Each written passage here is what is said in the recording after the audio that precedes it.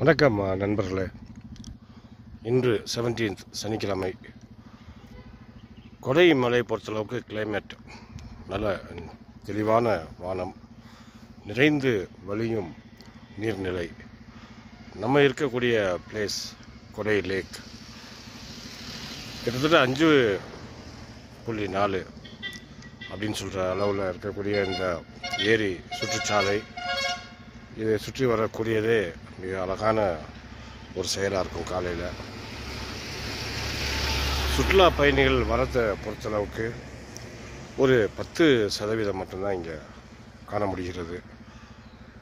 இயல்பாகவே தோன்றும் இந்த அழகிய கொடைமலை இந்த எந்த ஒரு விடுமுறைகளோ ஹாலிடேஸ் இல்லாத ஒரு காலகட்டங்களில் மிகவும் குறைவான சுற்றுலா பயணிகளோட இந்த கிளைமேட் ஆகப்பட்டது நல்ல பசுமையாக ரொம்ப ப்ளசண்ட்டாக இருக்குது.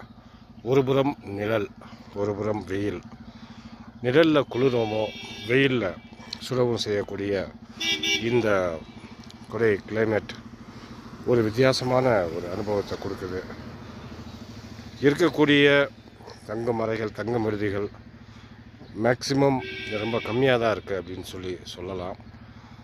இந்த ஏரி படகு சவாரி, கோக்கர்ஸ் வாக், பள்ளத்தாக்கு காட்சி காணல் மற்றும் ஆள் அரவமற்ற அமைதியான சூழலில் விளங்கக்கூடிய வனப்பகுதி சுற்றுலாத்தலங்கள், மேலும் மேல்மலை கிராமங்களில் இருக்கக்கூடிய ஆட்டுப்பண்ணை மற்றும் சூழல் சுற்றுலா மையம், பூண்டி லேக், கூக்கால் லேக் போன்ற பல்வேறு பகுதிகளை உள்ளடக்கிய இந்த அழகிய கொடைமலை கூட்டம் குறைவான நேரங்களில் மிகவும் அமைதியாக விளங்கக்கூடிய ஒரு சூழ்நிலையில் இருக்குது.